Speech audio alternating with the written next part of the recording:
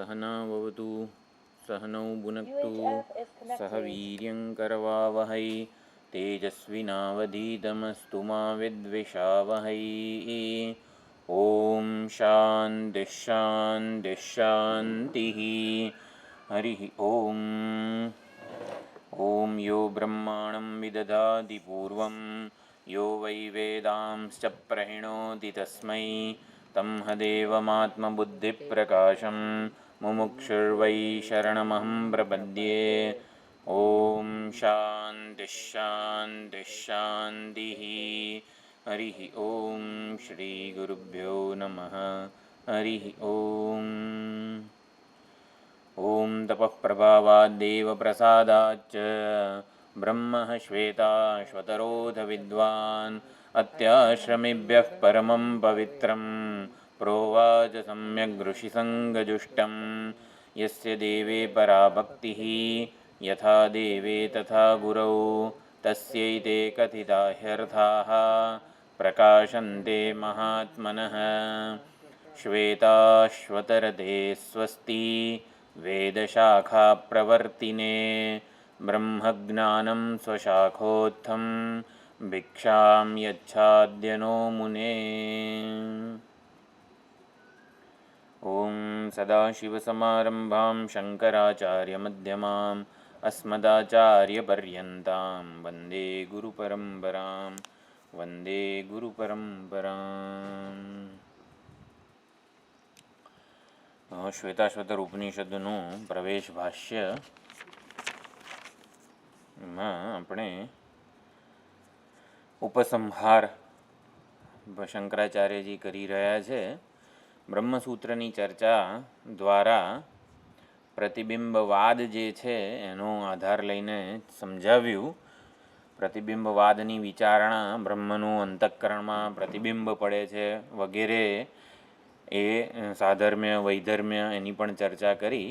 બ્રહ્મનું પ્રતિબિંબ પડે છે એટલે શું? જે પરમાત્માએ સંકલ્પપૂર્વક સમગ્ર જગતનું સર્જન કર્યું છે એ પરમાત્મા આ હૃદયમાં ઉપલબ્ધ થઈ રહ્યા છે. પ્રવેશ શ્રુતિ કહો કે પ્રતિબિંબવાદ કહો, એનું એ જ તાત્પર્ય છે કે જે પરમાત્માએ આ સમગ્ર જગતનું સર્જન કર્યું છે એ જ પરમાત્મા હું રૂપે આ હૃદયમાં ઉપલબ્ધ થઈ રહ્યા છે. સંકલ્પપૂર્વક જેમણે સૃષ્ટિનું સર્જન કર્યું એ જ પરમાત્માએ સંકલ્પપૂર્વક આ ઉપાધિમાં પ્રવેશ કરેલો છે. એટલે the one who is available in this કાર્યકરણ સંઘાતા, it is none other than પરમાત્મા. જે આ ઉપાધિમાં રહીને બોલી રહ્યો છે, ચાલી રહ્યો છે, સાંભળી રહ્યો છે, વ્યવહાર કરી રહ્યો છે એ પરમાત્મા છે. એટલે આપણે એણે પ્રવેશ કર્યો એવું નહીં, પ્રવેશ કર્યો તો કર્યો, જે હોય જે અત્યારે બોલી રહ્યો છે એ જગતનો સર્જનહાર છે એમ એ રીતે સમજવાનું છે. એટલે પ્રતિબિંબવાદની વિવક્ષા એટલી જ છે કે એનું ઉપલબ્ધિ અહીંયા થઈ રહી છે. પ્રતિબિંબ પડે છે બ્રહ્મનું આપણા હૃદયમાં અંતઃકરણમાં એવું સમજાવવા માટે પ્રતિબિંબવાદ નથી. આપણી દ્રષ્ટિને ત્યાં અભિમુખ કરવા માટે છે કે જે આ ઉપાધિમાં રહીને સર્વ વ્યવહાર કરી રહ્યો છે, સર્વજ્ઞ સર્વશક્તિમાન વગેરે છે. પ્રતિબિંબ કેવું છે, કેવું દેખાય છે એનામાં આપણે આપણી દ્રષ્ટિ ધ્યાન લઈ જવાનું નથી. પ્રતિબિંબ કોનું છે, જે દેખાય છે પ્રતિબિંબ, જે આભાસ છે, મિથ્યા છે, ખોટો દેખાડો છે, આપણે બિંબ તરફ અભિમુખ થવાનું છે. દ્રષ્ટિ એના તરફ, જે દેખાય છે માયાનો દેખાડો છે. આપણને જે અનુભવાય છે, દેખાય છે, બધું માયાનું જ કાર્ય છે. માયાનું કાર્ય જેને લીધે જણાઈ રહ્યું છે એ સત્ય છે. તો એ પ્રમાણે બિંબ તરફ હોવું જોઈએ. જેમ કે ઓલું ઉદાહરણ આપ્યું ને, કોઈક કહે છે કે સૂર્ય હાલે છે, સૂર્ય ચંચળ છે, સૂર્ય આવી રીતે ડહોળો થઈ ગયો, તેની દ્રષ્ટિ પ્રતિબિંબ ઉપર છે અને અનેક થઈ ગયો. અને કોઈક કહે સૂર્ય તો એક છે, એ તો સ્વયં એકદમ તેજસ્વી છે વગેરે, તો એની દ્રષ્ટિ બિંબ તરફ છે. તો આપણી દ્રષ્ટિને સુધારવાનું કાર્ય વેદાંત પ્રતિબિંબવાદ દ્વારા કરે છે. પ્રતિબિંબ કેમ પડ્યું ને કેવી રીતે પડ્યું એ બધી ચર્ચા માટે આ નથી. પ્રતિબિંબ પડ્યું એટલે વ્યવહાર થયો. કેમ કે દર્પણમાં પ્રતિબિંબ પડ્યું તો તિલક કરવા રૂપી વ્યવહાર થયો. તો વ્યવહાર કરવા માટે જ આ પ્રતિબિંબ, વ્યવહારને સમજવા માટે પ્રતિબિંબવાદ છે.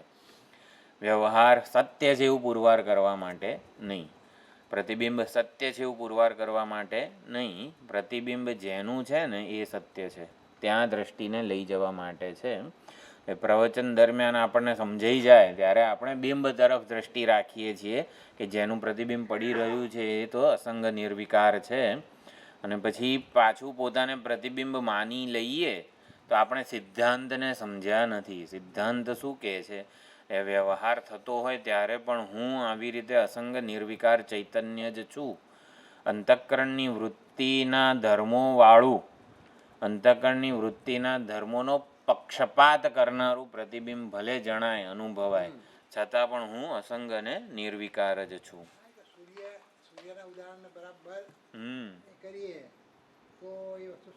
સ્પષ્ટ થઈ જાય. એને ધર્મોનો સ્પર્શ વગેરે નથી.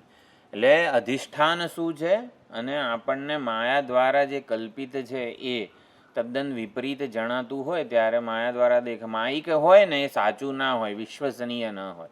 પ્રતિબિંબ માયાનું કાર્ય છે, માટે સાચું નથી, વિશ્વસનીય નથી.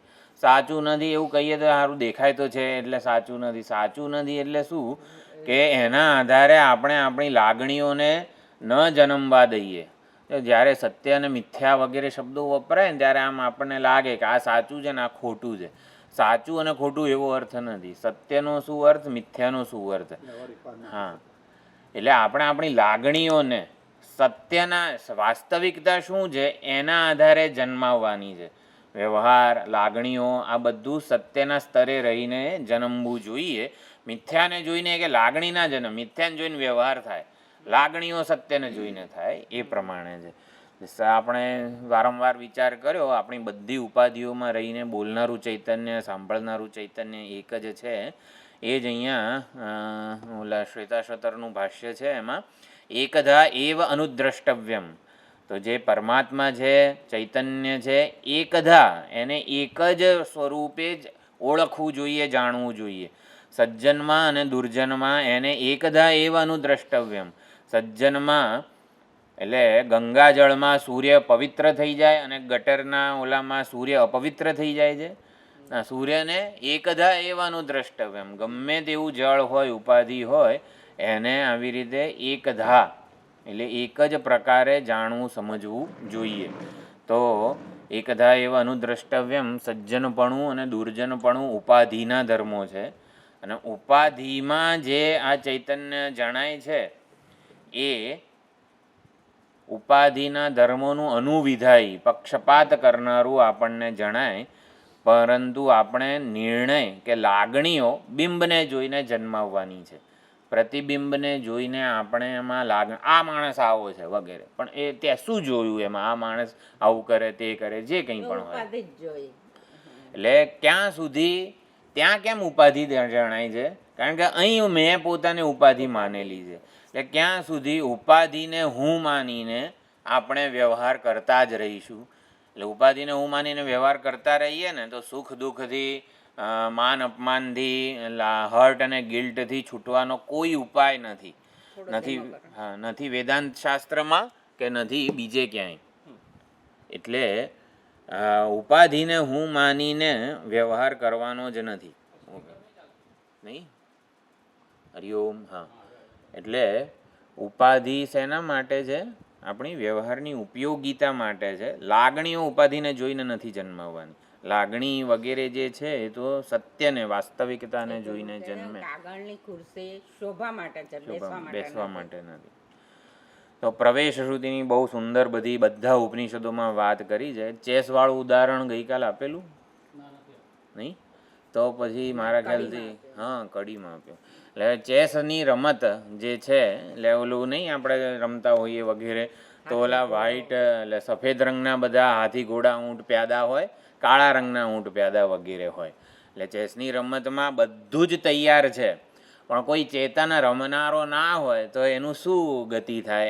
એનું શું પ્રયોજન, શું સિદ્ધ થાય? બેઠા બેઠા પોતે જઈને લડવા માંડે, રમવા માંડે. એટલે પરમાત્માએ વિચાર કર્યો, આખું જગત ને ઉપાધિ ને આ બધા પાત્રો ને બધું તૈયાર કર્યું, પણ પછી હું જો આવી રીતે અહીંયા આવી જાઉં આ બાજુ, ઓકે, એટલે હું જો પ્રવેશ નહીં કરું તો આ જગત જે છે ને આનો ખેલ એનો કોઈ અર્થ જ નથી. હું પ્રવેશ ના કરું, જો ચેસની રમતમાં રમનારા ચેતન રૂપે કોઈ આવે નહીં ત્યાં સુધી એ રમતના પાસાથી માંડીને જે કંઈ પણ છે બધા પાત્રો એનું કોઈ પ્રયોજન સિદ્ધ ના થાય. અને રમવા આવે ધોળા એટલે પરમાત્મા પ્રવેશ કરે છે ચેસની રમતમાં, ચેતન પ્રવેશ કરે છે. કઈ રીતે? ખેલાડી તરીકે. બીજું આમાં ચેસની રમતમાં જે બે પ્રતિસ્પર્ધી વગેરે હોય એ પ્રવેશ કરે છે ચેતન. હા, એટલે પ્રવેશ કરે છે એટલે શું? ના, ચેસની રમતમાં, ચેસની રમતમાં રમનારું ચેતન પ્રવેશ કરે છે એટલે પેલા પ્યાદાઓને રમત સાર્થક થાય, એનો ભાગ બની જાય છે.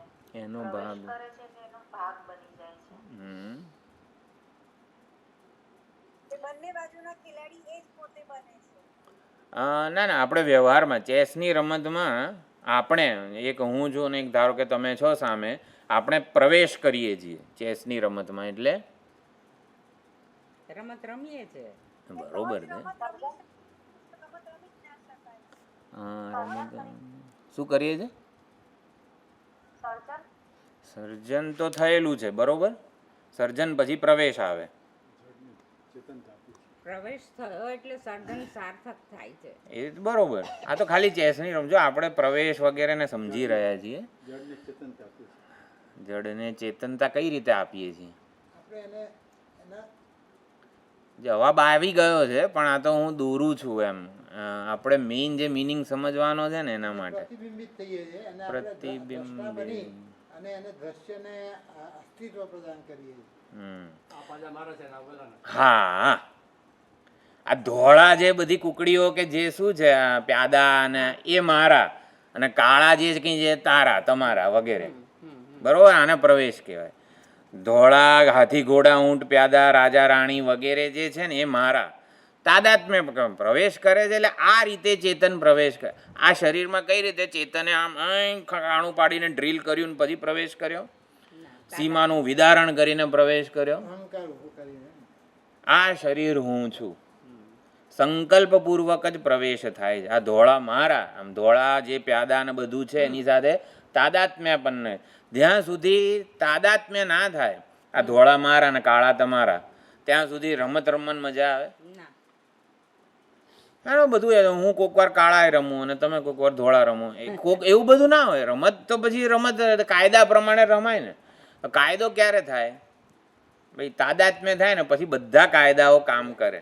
તાદાત્મ્ય ના થાય તો ચલો હું એકવાર આ બાજુથી રમું ને એકવાર એ બાજુથી રમું, એવું બધું ના ચાલે. પછી રમતના કાયદાઓ પ્રમાણે ચાલવી જોઈએ. ચેસની રમતમાં પ્રવેશ કરે છે હું, એટલે કઈ રીતે? આ તાદાત્મ્ય કરે છે. આ ધોળા મારા કાળા તમે વગેરે વગેરે. એટલે હાથી ઘોડા ઊંટ પરમાત્માએ બધામાં પ્રવેશ કર્યો. રૂપમ રૂપમ પ્રતિરૂપો બભૂવ, પ્રતિરૂપ થઈ ગયો. એટલે કે તે ઉપાધિમાં હું આ શરીર વગેરે છું એ રીતે. હા, દેહાત્મ ભાવ. એટલે આપણે હા, એટલે પરમાત્મા એ ટૂંકમાં એને જ અજ્ઞાન છે અને એને જ આ પ્રવેશ કર્યો, એને જ તાદાત્મ્ય કર્યું ને આપણે પછી એમાંથી મુક્ત થવાનું નહીં. પ્રવેશ કર્યો એટલે જેણે આ ઉપાધિમાં સંકલ્પપૂર્વક તાદાત્મ્ય સિદ્ધ કરેલું છે એ પરમાત્મા છે. એટલે આપણે આમ ઉલટા જવાનું છે. એ અસંગ છે, એણે જ બધી ઉપાધિમાં પ્રવેશ કરેલો છે. આ હાથીમાં અને ઘોડામાં તાદાત્મ્ય કરનાર જુદો છે કે એક જ રમતવીર છે ને? ધોળી પાસું હોય ધારો કે, એમાં બધા ધોળા મારા જ છે ને, ધોળા પાસા અને ઓલા પ્યાદા ને બધું. તો એવી રીતે એક જ ચૈતન્યએ બધામાં પ્રવેશ કરેલો છે. એટલે એક હા, એ હું છું. પ્રવેશ પામનાર ચૈતન્ય એક જ છે બધામાં. એટલે જે માર્ગે હા, એટલે પરમાત્માએ પ્રવેશ કર્યો એટલે આ રીતે તાદાત્મ્યપન્ન કર્યું. જો આપણને ખબર જ હોય છે, પણ આ જરાક આવી રીતે પ્રવેશ એટલે આપણે સમજી શકીએ કે જેણે પ્રવેશ કર્યો છે એ કેવો છે, એની જિજ્ઞાસા જન્મે આપણને. કોણ બોલી રહ્યું છે? બોલવાથી થાકતો કેમ નથી ચેતન? આખી જિંદગી બોલ બોલ કરે છે, આખી જિંદગી જો કરે છે, આખી જિંદગી ખા કરે છે, આખી જિંદગી પોતાનું ધાર્યું કરે છે, વગેરે વગેરે. તો એ કેમ આ એની ઈચ્છાઓ કે એનું, એટલે કોને આ ઈચ્છાઓ જન્મી રહી છે? કોને આ વ્યવહારની જરૂરિયાત જણાય છે? વ્યવહાર એવી રીતે કરીએ કે એ કોણ, એની જિજ્ઞાસા જન્મે. કોણ બોલી કોણ રહ્યું છે? એને બોલવાની ઈચ્છા કેમ જન્મે છે? વગેરે. એટલે જે વ્યવહાર કરી રહ્યા છીએ આપણે, એ કોણ કરી રહ્યું છે એની જિજ્ઞાસા જન્મે, એટલે પ્રવેશ કરેલો છે પરમાત્માએ. એટલે પ્રવેશ ના કર્યો હોત ને તો આ જ્ઞાન થવાની કોઈને સંભાવના જ નહોતી. એટલે પ્રવેશ કર્યો છે એટલે જ જિજ્ઞાસા જન્મે છે. હું કોણ છું, શા માટે અહીંયા આવ્યો છું, વગેરે ભજગોવિંદમમાં પણ જે કીધેલું છે એ પ્રમાણે બધા રમકડાને ચલાવનાર આ એક ચેતન જ છે. અને પછી આમ ઓલું રમત રમવામાં ઓલો હાથી, ઘોડા, પ્યાદા વગેરે જે હોય, જે એને આગળ ચલાવે, જે રાજાને કે એ જે હાથીની ચાલ વગેરે હોય એને જીતાડે, હાથી દ્વારા બીજી ઊંટને કે ઘોડાને મરાવડાવે, એ કોણ છે? એક જ એ ચેતન છે. એટલે આપણા હાથીએ ઘોડાને માર્યો એવું છે કે ચેતને જ વ્યવહાર કરેલો છે ને એમ. એટલે એક જ ચૈતન્ય આવી રીતે એકબીજા સાથે વ્યવહાર કરી રહ્યું છે.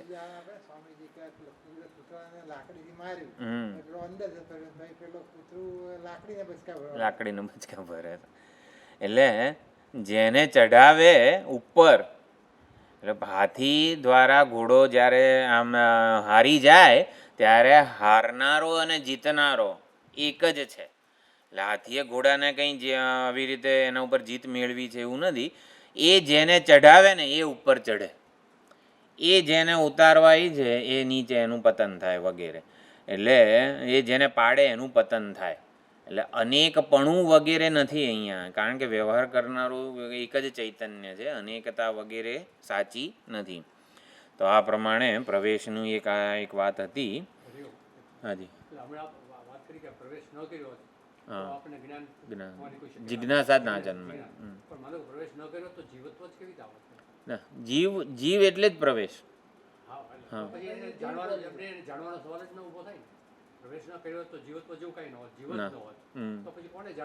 તો આ સાર્થક ચેસની રમત એમની એમ હોત તો પછી કંઈક સાર્થક ના થાય ને કશું.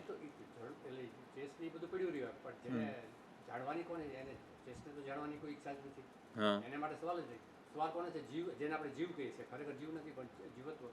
પણ એ પ્રવેશ ન કરે તો જીવત્વ જ ન ઊભું થયું હોત તો પછી જિજ્ઞાસા થવાનો સવાલ જ કેમ ઊભો થાય? સમજાય છે સવાલ? સૃષ્ટિનું સર્જન ના થયું હોત ને, સૃષ્ટિનું સર્જન જ ના થયું હોત પણ ચૈતન્ય તો હતું જ. ભલે સૃષ્ટિનું સર્જન ચૈતન્ય તો છે જ. હા, એમાં નહીં સંભળાય. બરોબર, ચૈતન્ય તો છે જ એમ. પણ એને પ્રવેશ ન કર્યો હોત, ભલે જળ વસ્તુ ભલે પડી રહી અમને, તો એને જ્ઞાન કરવા માટે લય અવસ્થા જે કે છે જ્ઞાન થવાની સવાલ એટલે જ ઊભો થયો કે જીવત્વ છું ને આપણે તાદાત્મ્ય કરીને બધું ભૂલી ગયા, અજ્ઞાન થઈ ગયું. એટલે હવે જાણવાનો સવાલ. જો પ્રવેશ જ ન કર્યો હોત તો અજ્ઞાન થવાનો સવાલ ન. એમ માટે લય અવસ્થા જ રહે. એટલે પ્રવેશ કર્યો ને એટલે જીવત્વ આવ્યું, પરિચ્છિન્નત્વ વગેરે અધ્યાસ ને આ તે બધું થયું, એટલે સમસ્યા સર્જાઈ. સમસ્યા સર્જાઈ. પ્રવેશ ના કર્યો હોત ને તો બંધન ના હોત, સંસાર ના હોત વગેરે. એટલે ભાઈ જેમ ચાલે છે સૃષ્ટિ એમની એમ રહેત. પ્રવેશ કર્યો ને એટલે કોમ્પ્લેક્સ જેને કહેવાય કે હું આવડો છું, બીજા કરતાં જુદો છું, અનેક પ્રકારના જજમેન્ટ કોમ્પ્લેક્સ વગેરે ઉત્પન્ન થયા. અને પછી આ શાસ્ત્રો ભણવાનું, શ્વેતાશ્વતરને આ તે બધું થયું. એટલે એમની વાત છે કે પ્રવેશ ના કર્યો હોત તો જિજ્ઞાસા ના જન્મે. બરોબર છે. પ્રવેશ શ્રુતિ સ્વાર્થે પ્રમાણ નથી. જો સ્વાર્થે પ્રમાણ એટલે તત્વમસીને સ્વાર્થે પ્રમાણ કહેવાય. જે કહેવા માગે છે ને એ જ એનો અર્થ છે. પ્રવેશ શ્રુતિ સ્વાર્થે પ્રમાણ નથી, એને અર્થવાદ કહેવામાં આવે છે. અર્થવાદ એટલે શું? આપણને અત્યારે જે અનુભવ થઈ રહ્યો છે એને સમજાવવા માટે પ્રવેશ છે. એટલે આપણામાં આવી હું અલ્પ છું અને દુઃખી છું, બીજા કરતાં જુદો છું, એકલો અટુલો છું, એ લોકો મારું ધ્યાન નથી રાખતા વગેરે. આપણામાં જે કોઈ લાગણીઓ જન્મે છે, કેમ જન્મે છે એ સમજાવવા માટે શાસ્ત્રએ એક મોડેલ કીધું કે જો ચેતને આમાં પ્રવેશ હાથીમાં હાથી રૂપે, ઊંટમાં ઊંટ રૂપે પ્રવેશ ના કર્યો હોત ને તો એને આવું લાગણીઓ ના જન્મત.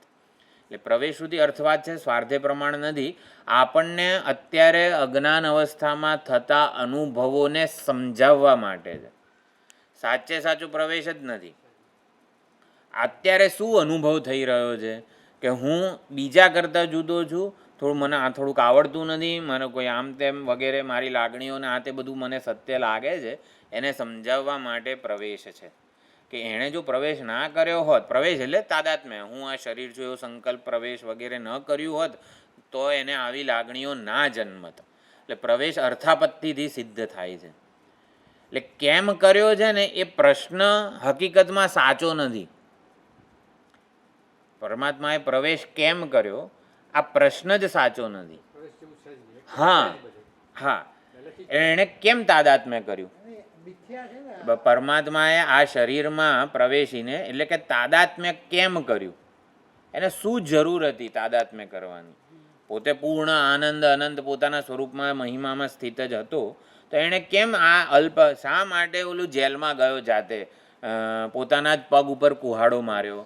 આવા પ્રશ્નો જે છે ને એ અમુક આપણે ઉપનિષદો વગેરેનું અધ્યયન આમ થોડા સિદ્ધાંત ક્લિયર હોય ને ત્યારે સમજી શકીએ કે આ પ્રશ્ન ખોટો છે.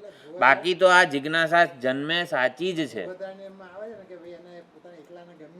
એકાકી નરમતે આ તે બધું વસ્તુઓ જે છે અર્થવાદ જ કહેવામાં આવી છે.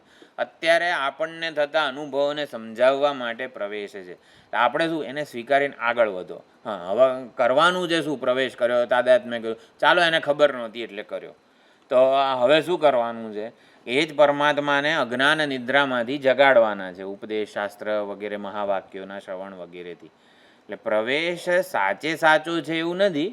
પ્રવેશ અર્થવાદ એટલે કે એનું પ્રયોજન શું છે કે જે વ્યવહાર કરી રહ્યો છે એની જિજ્ઞાસા જન્મે કોણ કરી રહ્યું છે, કોણ સુખી દુઃખી થઈ રહ્યું છે, એનો વિચાર કરીશું ને તો સુખ દુઃખ નામની વસ્તુ નહીં રહે. એનો વિચાર કર્યો હર્ટ ગિલ્ટ નામની વસ્તુ નહીં રહે. આપણને જન્મથી કોઈ લાગણીઓ ને આપણે સત્ય ઠેરવી નહીં શકીએ, એનો વિચાર કરીશું તો. એટલે પ્રવેશ આપણા અજ્ઞાનજન્ય અનુભવને સમજાવવા માટે છે. એટલે એ સમજીને આપણે સત્યને ઓળખવાનું છે, સમજવાનું છે, એવું છે. એટલે આ પ્રશ્ન હકીકતમાં થાય આપણને, આનંદ સ્વરૂપ હતો તો શું કરવા અહીંયા એક આના હૃદય ગુફામાં એણે તાદાત્મ્ય કર્યું વગેરે વગેરે. એ તાદાત્મ્ય કર્યું હોવા છતાં પણ સૂર્યને એવું પૂછાય કેમ તે આ ડોલમાં પ્રવેશ કર્યો? એટલે સ્વભાવ છે. હા, વિના હા, પ્રવેશ વગર પ્રવેશ થયેલો છે. આ ખબર છે ક્યાં આવ્યું છે? હા, અખંડાનંદજીના ઓલામાં છે પુસ્તકમાં. અને માની બંધન મેં આવ્યો. આ જીવ માની ને માન્યતા, એટલે માન્યતા જ કે હું આ શરીર છું એમ માની એટલે માનીને એમ માન્યતાને લીધે જ જીવ બંધનમાં છે. એ સૂર્યને એવું પૂછી શકાય તું કેમ આ ડોલમાં પ્રતિબિંબિત થયો? બરોબર, એ સ્વભાવ છે. સ્વભાવ અગ્નિને પૂછી ન શકાય કેમ તું ગરમ છે, અથવા તો ડોલમાં પાણી છે એટલે પ્રતિબિંબિત થયો. એ વ્યવહારિક કારણ આમાં આપી ન શકાય, સ્વભાવ છે. શેમાં આવ્યું? માંડુક્યમાં. દેવસ્યૈષ સ્વભાવો એમ આપ્તકામસ્ય કાસ્પૃહ કલ્પયત્યાત્મનાત્માનમ આત્મદેવસ્વ માયયા સૈવ બુદ્ધ્યતે ભેદાન ઇતિ વેદાંત નિશ્ચય. કારિકા જે છે ને આગમ પ્રકરણની, દેવસ્યૈષ સ્વભાવો એમ, એણે કેમ જગતનું બેઠો બેઠો છાનમન પડ્યો રહ્યો હતો, કેમ જગતનું સર્જન કર્યું? કેમ? સૃષ્ટિ રૂપે પ્રગટ થવું એ દેવનો સ્વભાવ છે. એટલે બહુ સારી આ વાત અત્યારે યાદ કરાવી જયપ્રકાશભાઈએ કે કેમ પ્રવેશ કર્યો, કેમ સર્જન કર્યું. સૃષ્ટિ રૂપે પ્રતીત થવું જો અજ્ઞાનને સ્વભાવ કહેવાય છે. સચ્ચિદાનંદ સ્વરૂપ સ્વભાવ એટલે શું? એને કેમ એવું પૂછાય નહીં, કેમ જગતનું સર્જન કર્યું? તો જગત રૂપે જણાવવું એ ચૈતન્યનો સ્વભાવ છે. એટલે પરમાત્મામાં ચૈતન્યમાં અજ્ઞાનને લીધે આ જગત જણાય છે. પરમાત્માને જ આપણે જગત રૂપે જીવ રૂપે જોઈ રહ્યા છીએ. જીવ અને જગત રૂપે આપણે પરમાત્માને જ જોઈ જાણી અનુભવી રહ્યા છીએ. એટલે શું? પરમાત્મામાં જો જીવ જગત જણાતા હોય તો એ અજ્ઞાન છે, અજ્ઞાન સ્વભાવ છે. એ કેમ છે વગેરે એનો કોઈ ઓલું ઉત્તર વગેરે નથી, સંતોષકારક ઉત્તર નથી.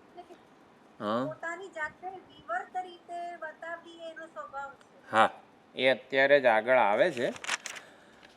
જગત રૂપમ અયોગિનઃ વાળું જે હતું ને, જે કંઈ સાકાર યદે તદ દૃશ્યતે મૂર્તમ આપણા શાંકર ભાષ્યમાં છે, એ જ્ઞાનાત્મક સ્તવ વિવર્ત રૂપમ, એટલે પરમાત્મા આ જગત રૂપે વિવર્તિત થઈ રહ્યા છે. એટલે શું વિવર્ત? એટલે રજ્જુ સર્પ રૂપે વિવર્તિત થઈ રહી છે. હા, એટલે જેવી રીતે રજ્જુ જ છે પોતાનામાં કોઈ પ્રકારના ઓલા વગર એ સર્પ રૂપે જણાય છે, વિવર્તન પામે છે, એવી જ રીતે પરમાત્મા આ માયિક કાર્ય આ જગત રૂપે વિવર્તિત થઈ રહ્યા છે.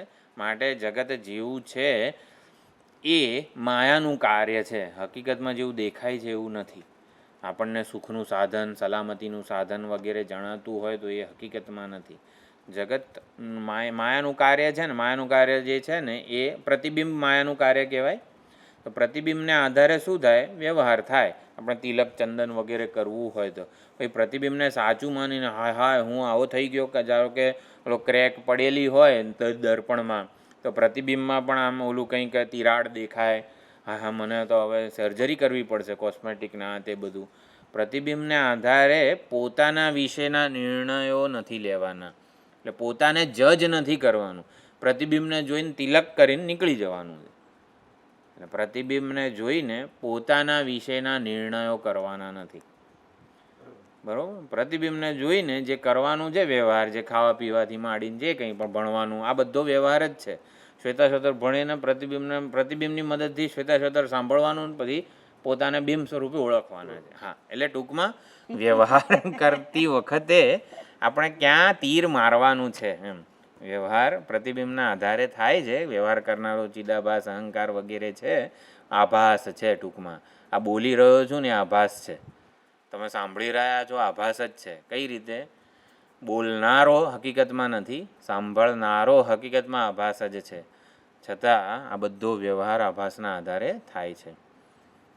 હા, એટલે પ્રવેશવાળી સુંદર આપણે ચર્ચા કરી.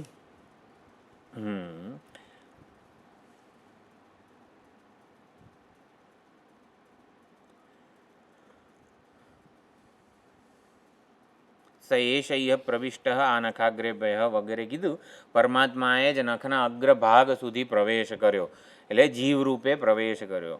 એટલે જીવને જો રહેવું હોય આ ઉપાધિમાં, આપણે આ ઉપાધિમાં રહેવું હોય ને તો પરમાત્માથી જુદા રહીને રહેવાની કોઈ જગ્યા નથી. આપણે આ ઉપાધિમાં નિવાસ કરવો છે તો પરમાત્માથી જુદા રહીને મારે નિવાસ કરવો છે એવું શક્ય નથી. કારણ કે પરમાત્મા આ નખાગ્ર સુધી વ્યાપી ગયેલો છે. એટલે જીવને રહેવાની આ ઉપાધિમાં કોઈ પરમાત્માથી જુદી જગ્યા નથી. એટલે એની જોડે એક કહીને મૈત્રી કહે, દ્વા સુપર્ણા સયુજા સખાયા, એટલે એની જોડે મૈત્રી કરીને, મૈત્રી ઐક્ય કરીને જ એને રહેવું પડે છે. એટલે જીવને ઉપાધિમાં રહેવું હોય તો પરમાત્મા સાથે એક થઈને રહેવું પડે. ચૈતન્ય જીવ અને સાક્ષી એવા બે નથી. એટલે બિંબ અને પ્રતિબિંબ બે ચેતન છે અહીંયા, બરોબર ને? બિંબ અને પ્રતિબિંબ બે ચેતન, એક જીવ છે અને એક સાક્ષી ઈશ્વર અભોક્તા છે. એક કરતા ભોગતા ચેતન છે જે પોતાને કરતા ભોગતા માનીને સુખી દુઃખી થાય છે, કર્મના ફળ ભોગવે છે આ ઉપાધિમાં. અને જે બધા જ વ્યવહારોનો સાક્ષી છે, એવા બે ચેતન છે ને આ ઉપાધિમાં. બે લાગે છે. અજ્ઞાન જાણે જીવ છે, એ જીવ એનું સ્વરૂપ તો પરમાત્મા છે. એટલે જ્ઞાન થાય ત્યારે એ પછી જીવ રહેતો જ નથી. પ્રવચનમાં અભોક્તા અને પછી વ્યવહારમાં ભોગતા. જીવે આપણે કીધું આ ઉપાધિમાં રહેવું હોય ચેતને, જીવે ગમે તે તો એક થઈને રહેવું પડે. બે ચેતન અહીંયા હોય એવું સંભવતું નથી. કારણ કે પરમાત્માએ આ નખાગ્ર પ્રવેશ કરેલો છે, નખના અગ્રભાગ સુધી એ વ્યાપી ગયેલો છે. એટલે જીવને રહેવાની જગ્યા, હું રૂપે રહેવાની જગ્યા આ શરીરમાં છે જ નહીં. એટલે આપણે શું સમજવાનું? જે આમાં રહીને બધું કરી રહ્યો છે એ એક જ પરમાત્મા છે. એ કેવો છે તો એ તો સાક્ષી છે, અકર્તા છે, અભોગતા છે. એટલે તો લાગે છે ને કરતા ભોગતા સુખી દુઃખી, એ ખોટું લાગે છે. બિંબ અને પ્રતિબિંબ બે ચેતન નથી, ટૂંકમાં એક જ ચૈતન્ય છે. પણ અત્યારે આપણને આ ઉપાધિમાં કેવું લાગે છે કે હું સુખી દુઃખી અને પરમાત્મા કર્મફળ ના દાતા કર્માધ્યક્ષ, બે ચેતન લાગે છે ને આપણને. એટલે જ કહું છું, જીવને આ ઉપાધિમાં રહેવાની જગ્યા જ નથી, કારણ કે આ નખાગ્ર પરમાત્માએ પ્રવેશ કરેલો છે. એટલે જીવે જો રહેવું, હવે થોડી જગ્યા આપો પરમાત્મા. હવે એક રૂમમાં બે જણે રહેવાનું હોય તો ઓલો જ આખા રૂમમાં ફરફર કરતો હોય તો બીજાને રહેવાની કેમ ઓલી જગ્યા જ ના હોય તો.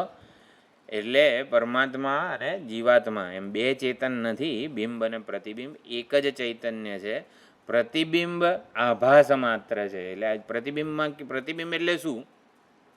બિંબ પોતે જ્યારે અંતઃકરણ ઉપાધિના ધર્મો વાળું આપણને લાગે ત્યારે એને આપણે પ્રતિબિંબ કહીએ છીએ. બાકી પ્રતિબિંબ નામની સત્તા વગેરે નથી.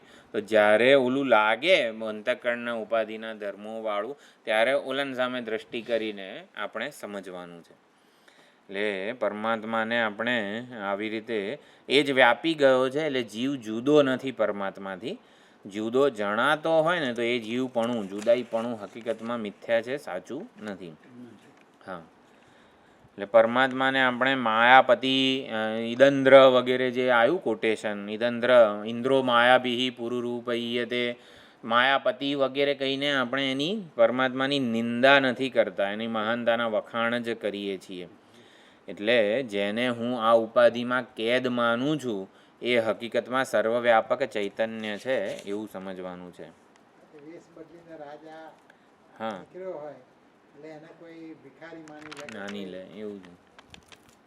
વેશ વડે એને જજ ન કરવાની આપણે આ વેદાંત શ્રવણ વગેરેથી સ્વતંત્રતા કેળવીએ તો ઉપાધિમાં પ્રવેશ પામનાર ચેતન બરોબર થઈ ગયું. હવે જ્ઞાની અને અજ્ઞાનીનો જે અનુભવ છે એ પણ અહીંયા કીધો ગ્રંથકારે. બ્રહ્મજ્ઞાનીનો અનુભવ પણ શ્રુતિ સંમત છે, માટે સ્વીકાર્ય છે.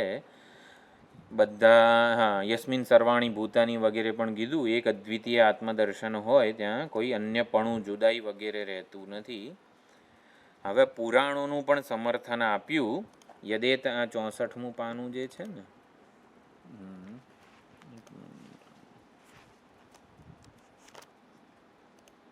યદેતદ દૃશ્યતે મૂર્તમ એતદ જ્ઞાનાત્મક તવ. આ હે પરમાત્મા, જ્ઞાન સ્વરૂપ પરમાત્મા, તારું જ વિવર્તરૂપ આ દૃશ્ય મૂર્ત જગત છે. એટલે એ ભ્રાંતિ જ્ઞાનેન પશ્યંતી અયોગિન જગતરૂપમ. તો જેણે અયોગી, જેણે ખાસ વિચાર વિવેક કર્યો નથી, એ લોકો ભ્રાંતિથી પરમાત્માને જગત રૂપે જોઈ રહ્યા છે. ભ્રાંતિથી સુવર્ણને આવી રીતે અલંકારો રૂપે જોઈ રહ્યા. અલંકારો જે છે એના આધારે વ્યવહાર થાય. અલંકારો સોનાનું માયિક રૂપ છે, સાચું રૂપ નથી, તત્વ સ્વરૂપ નથી. એટલે આપણા જ્ઞાન સ્વરૂપનું જ આ વિવર્ત આ જગત છે. પરમાત્માને એવું કીધું, પરમાત્માના જ્ઞાન સ્વરૂપનું જ આ વિવર્ત છે, કલ્પના છે. અયોગી એ તું જ્ઞાનવિદ શુદ્ધ ચેતસ, જે આવી રીતે શુદ્ધ હૃદય યોગી છે, વિવેકી છે, સાચી દૃષ્ટિવાળા છે, એ જ્ઞાનાત્મકમ પ્રપશ્યંતી. અખિલમ જગત, આખા સંપૂર્ણ જગતને જ્ઞાનાત્મકમ ચૈતન્ય સ્વરૂપે જ સમજે છે. જ્ઞાન સ્વરૂપ જ સમજે છે. આપણે ઓલું ચલચિત્રનું ઉદાહરણ જોયું હતું પ્રોજેક્ટરવાળું.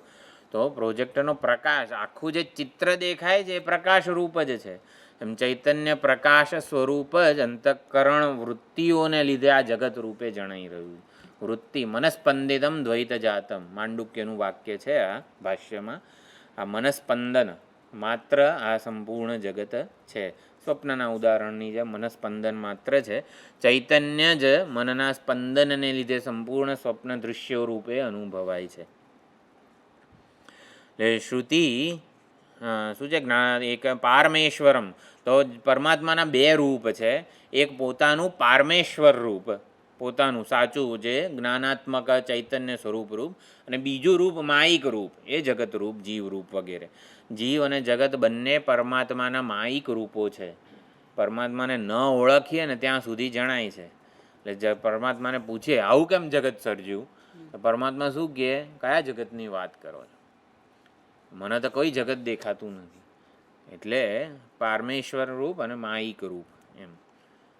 તો નિદાગ વગેરે જે છે આ પ્રમાણે અદ્વિતીયતામાં સ્થિત થયા. નિદાગનો ઉપદેશ રૂભુ ગુરુ અને નિદાગ, અને એ આખો સંવાદ ક્યાં આવ્યો તો? જડભરત રહુગણ ઓલામાં. રહુગણ જે સૌવીર દેશના રાજા હતા, અને એ આવી રીતે પાલખી વગેરે જે ઉદાહરણ છે, રહુગણનો ઉપદેશ એમને પ્રાપ્ત થયો. એટલે નિદાગની જેમ રહુગણ પણ રાજા જે છે એ અદ્વૈત દૃષ્ટિવાળા બન્યા. તો એ પુરાણનું અહીંયા કીધું. વિષ્ણુ પુરાણમાં આપણે કથા જોઈ લીધી છે. એટલે આત્મવ્યતિરેકેણ દ્વિતીયમ યો ન પશ્યતિ, પોતાનાથી જુદું જ્યારે કંઈ નથી બોલના. જો પોતાનાથી જુદો કોઈ સાંભળનારો નથી, જોનારો નથી, પોતાના જુદું તો છે જ ને આટલું બધું નહીં. પોતાનાથી જુદું કોઈ સાંભળનારું, બોલનારું, વ્યવહાર કરનારું ચેતન નથી. દ્વિતીયો, જો દ્વિતીયપણું, પોતાનાથી બીજું કંઈ જોતો નથી. એટલે શું? પોતાનાથી બીજું કોઈ પૃથક ચેતન જોતો નથી. જો દ્વિતીય, દ્વૈત, ભેદભાવ, જુદાઈ, આ બધા શબ્દો ચેતનને લાગે છે. આપણને જળ વસ્તુ આપણા કરતાં જુદી છે, એના કરતાં વધારે સાલે શું? ચેતન જુદું છે ને એ વધારે સાલે. એટલે જ જુદી જુદી લાગણીઓ જન્મે છે. રાગ દ્વેષ થી માંડીને જે કંઈ પણ લાગણીઓ જન્મે છે એનું કારણ આપણે બોલનારું ચેતન જુદું માનેલું છે. બોલનારું ચેતન એક આપણે સમજી લઈએ તો કોના માટે રાગ ને કોના માટે દ્વેષ આપણને થાય? જો આ જમણો હાથ છે ને પગ છે, હાથ અને પગ બંને જુદા જુદા કાર્યો કરે છે, છતાં બંનેમાં એક ચેતન છે ને, માટે હાથ અને પગ માટે દ્વેષ નથી. બરોબર? હાથને અને પગને બેઉને પેટ માટે દ્વેષ નથી. મારો હારો આ ખા કરે છે શું? પેટનું આપણા જીવનમાં એનું કર્તવ્ય શું છે? કામ બેઠું બેઠું ખાખા કરે છે ને. બધું કામ કોણ કરે છે? હાથને પગ જ કરે છે. રસોઈ રાંધવાથી માંડીને રસોઈની વસ્તુઓ લાવવાનું કામ પગ કરે છે, અને પેટ બેઠું બેઠું ખાખા કરે. હાથ અને પગને કોઈ દિવસ એવું થાય છે? અરે કામ અમે કરીએ અને પછી બધું ફળ કોણ ભોગવે છે? હાથને સારી રસોઈ બનાવવાની કંઈક ઓલું છે, પ્રયોજન, ફળ મળે છે હાથને. એ હાથ મુજે દેજો ઠાકુર એમ એવું કહે ત્યારે આપણને ખબર પડે હાથની કંઈક વખાણ વગેરે થયા. જે હોય ટૂંકમાં આપણે સમજીએ છીએ કે હાથ અને પગને પેટનો કોઈ દ્વેષ નથી. એટલે અને પોતાનામાં કોઈ અભિમાન નથી કે મેં આ કર્યું વગેરે. એટલે ચેતન એક છે. જો ચેતન, આને સમષ્ટિ કહેવાય. સમષ્ટિના સ્તરે છે ને આવું છે કે એક જ ચૈતન્ય બધી ઉપાધિઓમાં રહીને, બધા અંગોમાં રહીને વ્યવહાર કરી રહ્યું છે. આ જે છે ને એને વિરાટ ને હિરણ્ય ગર્ભ કહેવાય. વિરાટ ને શું કે હાથ અને પગ બધા પોતાને એક શરીરના અંગ માને. એટલે વિરાટમાં કોઈ ભેદ નથી. આપણે બે જુદા, આપણને વ્યષ્ટિના સ્તરે લાગે બે હાથ જુદા જ છે ને, પણ વિરાટમાં બે હાથ જુદા નથી, બે વ્યક્તિઓ જુદા નથી. હિરણ્ય ગર્ભમાં આવી રીતે હું આ ઉપાધિનો વગેરે હિરણ્ય ગર્ભ, વિરાટ હિરણ્ય ગર્ભને આપણે આ રીતે સમજી શકીએ છીએ વ્યષ્ટિના મોડેલથી. હા, તો શું હતું? આપણે કંઈક જોતા હતા. બરોબર.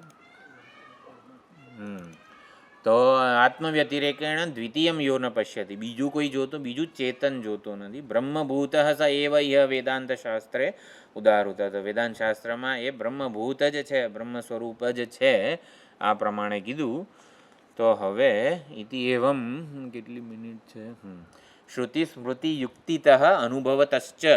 તો શ્રુતિ પ્રમાણે સ્મૃતિ બધી ભગવદ્ ગીતાની, વિષ્ણુ પુરાણની ઘણી બધી થઈ. યુક્તિ આ બધી જે છે યુક્તિ આવી, ઘણા બધા કોટેશન જે આવ્યા ને, બ્રહ્મસૂત્ર વગેરેની જે ચર્ચા કરી એ બધી યુક્તિ છે. અને બ્રહ્મવિદ જ્ઞાનીઓનો અનુભવ, આ રૂભુ નિદાગ વગેરેના જે શ્લોકો હતા એ અનુભવતશ્ચ. પ્રપંચસ્ય બાધિતત્વાદ, દૃશ્ય પ્રપંચ જે છે એનો એ બાધ યોગ્ય છે. બાધ યોગ્ય છે એટલે શું? સત્ય નથી. સત્યની શું વ્યાખ્યા છે? અબાધિતમ સત્યમ. જે બાધ થાય, જેનો બાધ થવું એટલે શું? બાધ થવું એટલે જેમાંથી આપણે સભાનતાને સંકેલી શકીએ, જેની સભાનતા ન હોવાની આપણને સ્વતંત્રતા છે, એને બાધ થયો કહેવાય. બાધ ક્યારે થયો? જો સુવર્ણનું અલંકાર, વીંટી, કંદોરો વગેરે હોય તો કંદોરામાં જ્યારે સુવર્ણને જોઈએ ત્યારે કંદોરાનું નામ, રૂપ વગેરે જે છે ને એ આપણી સભાનતામાં નથી. કેટલા તોલું વગેરે જે આવ્યું ને એ સુવર્ણની સભાનતા છે. ઓલા મંદિર હોય કોઈ પણ મંદિર તો એમાં ઓલા બે દ્વાર, ઓલા શું કહેવાય, હાથી, લાકડાનો કે ગમે તે માટીનો કે લાકડાનો હાથી વગેરે હોય ત્યારે આમ દૂરથી લાગે હાથી છે ઓલા ઉપર, બરાબર. પછી જઈને સ્પર્શ કરીએ ત્યારે માટીનો કે લાકડાનો લાગે. તો જ્યારે લાકડાનો હોય ને ત્યારે હાથી નથી. એટલે લાકડાની સભાનતા હોય ને ત્યારે હાથીની સભાન એ બંધ થઈ ગયું.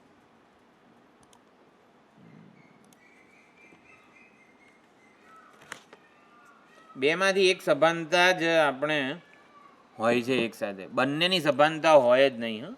એક સાથે ના હોય. કાં હાથીની હોય કાં લાકડાની હોય. લાકડાનો હાથી એમ બોલીએ છે ત્યારે સભાનતા લાકડાની છે. એ તમારા મનમાં શું? સભાનતા એક કાળે એકની જ હોય. કાં હાથીની હોય કાં લાકડાની હોય.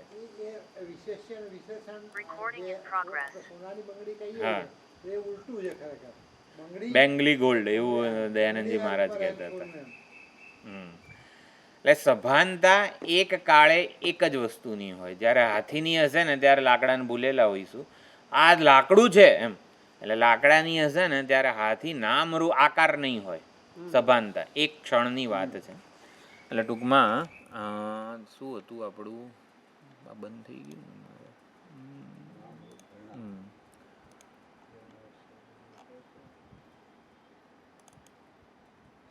તો એ શ્રુતિ સ્મૃતિ કયું 64મું પાનું છે ને?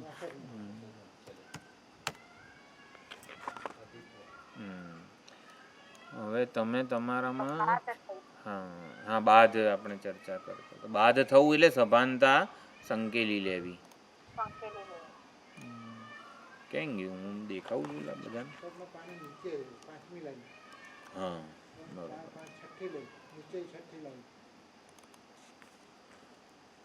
હા, બાધિતત્વાત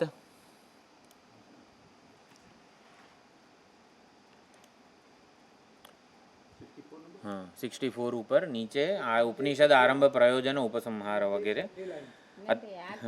હા એમાં જુદું છે. સોરી, એ આગળ પાછળ. એટલે તમે પ્રવેશ ભાષ્યનું છેલ્લું પાનું કાઢો, એમાં 44 હશે કદાચ. બાધિતત્વાત અત્યંત વિલક્ષણાનામ, હા, અત્યંત વિલક્ષણાનામ અસદૃશ રૂપાણામ મધુર તિક્ત શ્વેત પીતાદીનામ અપી પરસ્પર અધ્યાસ દર્શનાથ. જો હવે તમે તમારામાં રવા દો આશારામભાઈ, આપણામાં છે ને કયું હતું? 40 નંબરનું પાનું. હા, એટલે જ તમે કાઢો 39મું પાનું કાઢો. તમે તમારામાં કયું હશે ખબર નથી. 39મું પાનું. પૂર્વ પક્ષીએ જે બધી શંકાઓ કરી હતી ને એને, હા યાદ છે ને, આ કીધું તું એમ કરીને સિદ્ધાંતી એનો ઉપસંહાર. જો આનો આ રીતે જવાબ આપ્યો, જો તારી આ શંકા હતી એનો આ રીતે જવાબ આપ્યો, એવું કહે છે. નનું પૂર્વ પક્ષી બંધસ્ય મિથ્યાત્વે સતી જ્ઞાન નિવર્ત્યત્વેન જ્ઞાનાત અમૃતત્વમ સ્યાત. પૂર્વ પક્ષી એવું કહે છે બંધન મિથ્યા હોય તો જ્ઞાનથી જાય, બરોબર, અને તો પછી જ્ઞાનથી મુક્તિ મળે. સંસાર બંધન સુખી દુઃખીપણું જો મિથ્યા હોય, સાચું ના હોય તો આત્માના જ્ઞાનથી એની નિવૃત્તિ થાય. સુખ દુઃખ શોક મોહ રાગ દ્વેષ વગેરે સંસાર બંધન. એટલે સાચું ના હોય, મિથ્યા હોય તો જ્ઞાનથી જાય, આત્માના જ્ઞાનથી જાય અને જ્ઞાનથી મુક્તિ મળે.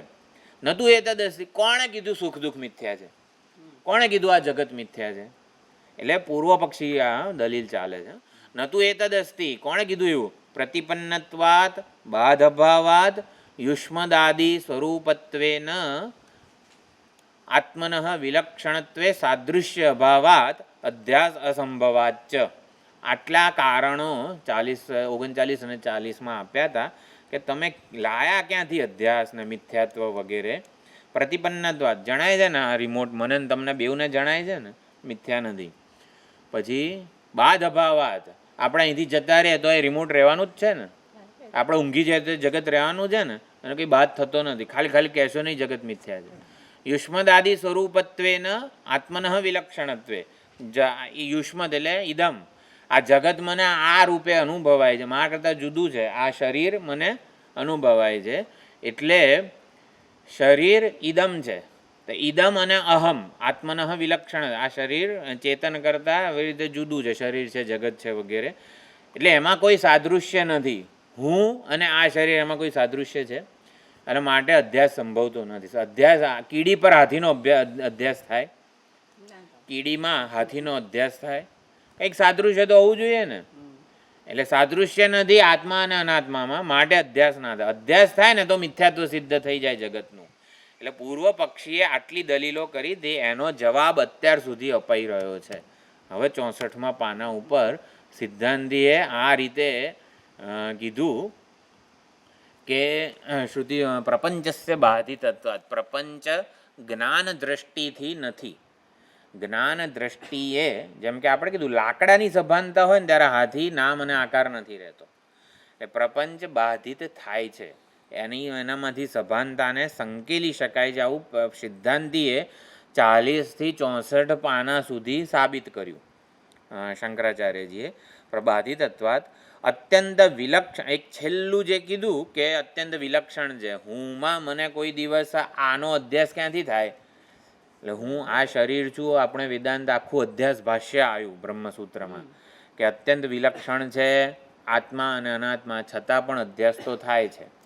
તો એ જે અધ્યાસ ભાષ્યની આખી ચર્ચા છે ને એ અહીંયા ઉપસંહાર કહે છે.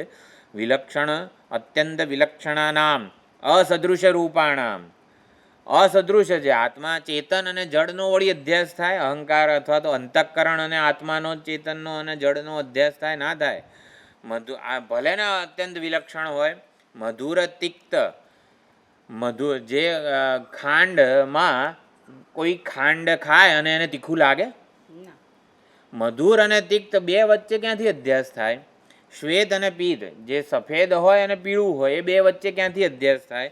શ્વેત પીતાદિનામ અપી, ભલે ને છોર્યું મધુર તિક્ત જે હોય, પરસ્પર અધ્યાસ દર્શનાર્થ, તોય અધ્યાસ થાય જ છે. અધ્યાસ માટે સાદૃશ્ય હોવાની જરૂર નથી. સિદ્ધાંતિ શું કહે છે? અધ્યાસ માટે સાદૃશ્ય એ શરત નથી. અધ્યાસની શરત શું છે? દ્રષ્ટાની દ્રષ્ટિમાં દોષ હોય ને તો બધુંય જણાય. દ્રષ્ટાની દૃષ્ટિમાં દોષ હોવો જોઈએ તો અધ્યાસ થઈ જાય. એટલે એ અહીંયા કહી રહ્યા છે. આત્મામાં અનાત્માનો અધ્યાસ ને બધું જે થયું કઈ રીતે? તો પરસ્પર અધ્યાસ દર્શનાદ અમૂર્તે અપી આકાશે, તો આકાશ અમૂર્ત છે, નિર્વિશેષ છે, છતાં પણ તલ મલિનતાદી અધ્યાસ દર્શનાદ, જે નિર્વિશેષ છે, એનો કોઈ ગુણ નથી ને તોય અધ્યાસ થાય છે. આકાશને તલ એટલે ઓલું જે ઊંધો વાડકો જેવું, ઇન્દ્ર નીલ કટાહ કહેવામાં આવે છે.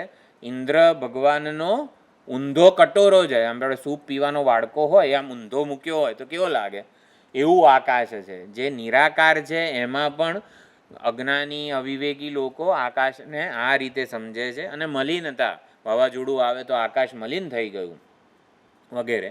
અધ્યાસ દર્શનાત આત્મ અનાત્મનો હો, આત્મા અને અનાત્માનો અત્યંત વિલક્ષણયો હો, ભલેન રહ્યા અત્યંત વિલક્ષણ, અમૂર્ત અમૂર્તયો હો, એટલે મૂર્ત અને અમૂર્ત હોવા છતાં પણ તથા અધ્યાસ સંભવાત સ્થૂલોહમ કૃશોહમ ઇતિ, હું જાડો છું, હું કૃશ પતલો છું વગેરે દેહાત્મનો અધ્યાસ અનુભવાત, જે અનુભવાય છે એને આપણે આવી રીતે સિદ્ધ શું કહેવાય,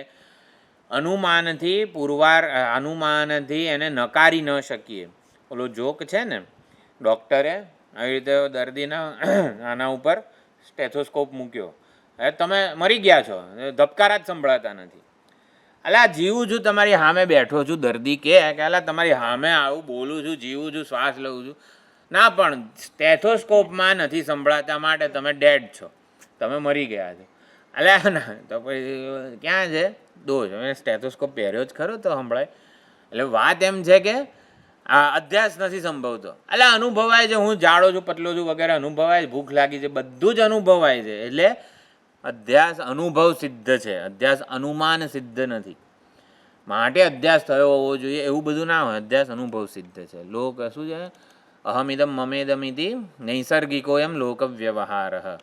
તો કૃષો દેહાત્મનો અધ્યાસ અનુભવાત કઠોપનિષદનો મંત્ર છે. હંતા ચેન મન્યતે હંતુમ, એટલે હંતા પોતાને હણનારો જાણે અને આવી રીતે પોતાને કર્મનો કરતા અને કર્મફળનો ભોગતા માને છે ચેતન, એ હકીકતમાં ઉભવતૌ ન વિજાનીત, એ હકીકતમાં ચૈતન્યને આત્માને સાચી રીતે જાણતા નથી.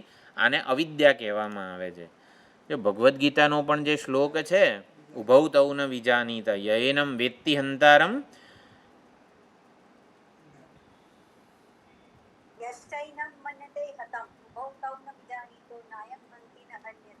આને અવિદ્યા સૂત્ર કહેવામાં આવે છે. બરોબર?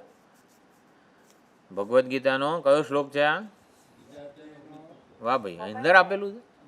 એ તો કઠોપનિષદ લખેલું, ગીતાએ લખેલું. તો અવિદ્યા સૂત્ર એટલે 19મો શ્લોક, અને વિદ્યા સૂત્ર એટલે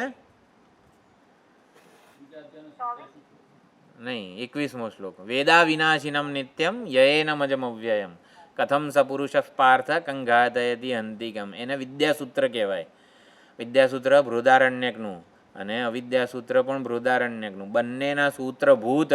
જો તમે આમાં જોશો ને ભગવદ્ ગીતાના શાંકર ભાષ્યમાં, તો સૂત્ર સ્થાની એવું રૂચવું આવી રીતે કંઈક લખેલું છે ત્યાં શાંકર ભાષ્યમાં. તો સૂત્ર સ્થાનીય રૂચાનું અહીં ઉદાહરણ કરેલું છે. ચાલો, જે આ એટલે આ અવિદ્યા સૂત્ર કીધું. ઉભવતૌ ન વિજાનીત નાયમ હંતિ ન હન્યતે, હકીકતમાં એ હણતોય નથી, હણાતો નથી. ઇત્યાદિ શ્રુતિ દર્શનાદ યૈનમ વેત્તિ હંતારમ 19મો. બરોબર?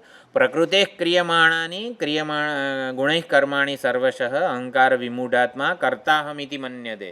તો પોતાને કરતા ભોગતા જાણે એ અવિદ્યા છે, અધ્યાસ છે.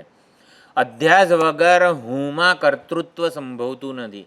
એટલે હું મને કરતા ભોગતા માનતો હોઉં, જાણતો નહીં, માનતો હોઉં. જો ઉભવતૌ ન વિજાનીત એટલે એ જાણતા નથી, અને મન્યતે હતમ માને છે એમ. એટલે માનવાનું, એટલે અધ્યાસ માન્યતાના સ્તરે રહેલો છે, અને જ્ઞાન જે છે એ જાણવાના સ્તરે છે. ઇતિ શ્રુતિ સ્મૃતિ દર્શનાચ અધ્યાસસ્ય પ્રહાણાય, પ્રહાણ એટલે નાશ, અધ્યાસના પ્રહાણ માટે, નાશ માટે આત્મ એકત્વ વિદ્યા પ્રતિપત્તયે, એક ચૈતન્ય આત્મા જ છે સત્ય, એને એ વિદ્યાની પ્રતિપત્તિ માટે, પ્રતિપત્તિ એટલે એના પ્રાપ્તિ માટે, એ વિદ્યાને ઉત્પન્ન કરવા માટે ઉપનિષદ આરભ્યતે. તો ઉપનિષદનો આરંભ થાય છે. પ્રહાણાય. જો હવે એક આ વસ્તુ આપણે જોઈ લીધી. ઉપનિષદ શેના માટે ભણવાનું છે? અધ્યાસ પ્રહાણાય આત્મ એકત્વ વિદ્યા પ્રતિપત્તયે. આ બે પ્રયોજન છે. શ્વેતાશ્વતર ઉપનિષદને આપણે આવતા વખતથી ભણીશું. શું કરીશું? અધ્યાસનો પ્રહાણ, અધ્યાસના નાશ માટે, કારણ કે એ મિથ્યા છે, અજ્ઞાન કલ્પિત છે. આત્મ એકત્વ વિદ્યા પ્રતિપત્તયે, એક ચૈતન્ય સ્વરૂપ આત્મા જ સત્ય છે, એના જ્ઞાન માટે. પ્રતિપત્તિ એટલે જ્ઞાન, ઓળખ, પ્રમા. તો એના માટે આવી રીતે ઉપનિષદનો આરંભ થાય છે. એટલે પૂર્વ પક્ષી આપણે 40મા પાના ઉપર, અહીંયા છે ને 64મા પાના ઉપર આમ 40 એવું લખી નાખજો. એ 40મા પાના ઉપર જે બધી શંકાઓ કરી હતી કે અધ્યાસ સંભવતો નથી વગેરે, પ્રતિપન્નત્વાત ને અધ્યાસ અસંભવાત વગેરે, એનો 40થી આ 64 પાના સુધી આવી રીતે પૂર્વ સિદ્ધાંતિએ ઉત્તર આપ્યો, સમાધાન આપ્યું કે અધ્યાસ વગેરે જે છે આત્મા પર અનાત્મા અને અનાત્માના ધર્મોનો, એટલે ધર્મી અને ધર્મ બંને અધ્યાસ થાય છે. ધર્મી અધ્યાસ અને ધર્મ અધ્યાસ. ખ્યાલ છે આ બધું? આવું તો ના પૂછાય મારે. અધ્યાસ ભાષ્યમાં પહેલા ધર્મી અધ્યાસ થાય અને પછી ધર્મ અધ્યાસ થાય. હું દેહ છું એ ધર્મી અધ્યાસ, અને પછી હું જાડો છું, પાતળો છું, એ બીજા એ આવે. એટલે અહમ વૃત્તિ સાથે જે અધ્યાસ થાય છે, અહમ વૃત્તિ, એ ધર્મી અધ્યાસ છે. અને અહમ વૃત્તિ શું છે? બે જ વૃત્તિઓ છે ને. વૃત્તયસ્ત્વહમ વૃત્તિમાશ્રિતા વૃત્તયો મનો વિદ્યહમ મન. અહંકાર અને મન. ઉપદેશ સારનો આ શ્લોક છે. વૃત્તય એટલે વૃત્તિઓ જે છે બધી, ઇદમ અહમ અને ઇદમ બે જ વૃત્તિઓ છે. તો અહમ વૃત્તિને અહંકાર કીધો, ઇદમ વૃત્તિને મન કીધું. તો તો મન વગેરે. તો અહંકાર અને મન એટલે ટૂંકમાં અહમ વૃત્તિ સાથે અધ્યાસ થાય એ ધર્મી અધ્યાસ છે. અને પછી ધર્મોનો અધ્યાસ થાય. અગ્નિ અને લોખંડનો ગોળો, તો અગ્નિ અને લોખંડનો ગોળો ધર્મી છે, એ પરસ્પર પહેલો અધ્યાસ થાય. પછી અગ્નિ ગોળ બની ગયો અને લોખંડ લાલ ચોળ બની ગયું. આને ધર્મોધ્યાસ ધર્મોનો અધ્યાસ કહેવાય.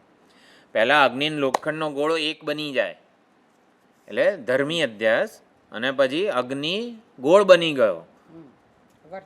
હકીકતમાં અગ્નિ તો નિરાકાર છે, એનો તો કોઈ આકાર થોડી હોય. અગ્નિ ગોળ બની ગયો અને લોખંડનો ગોળો લાલ ચોળ બની ગયો, એને ધર્મ અધ્યાસ કહેવાય. તો આત્મા પર અનાત્મા અને અનાત્માના ધર્મોનો આવી રીતે અધ્યાસ જે થાય છે એ આવી રીતે અધ્યાસાત્મક છે. હા, અધ્યાસ એટલે શું? વાહ, બહુ સુંદર કીધું છે.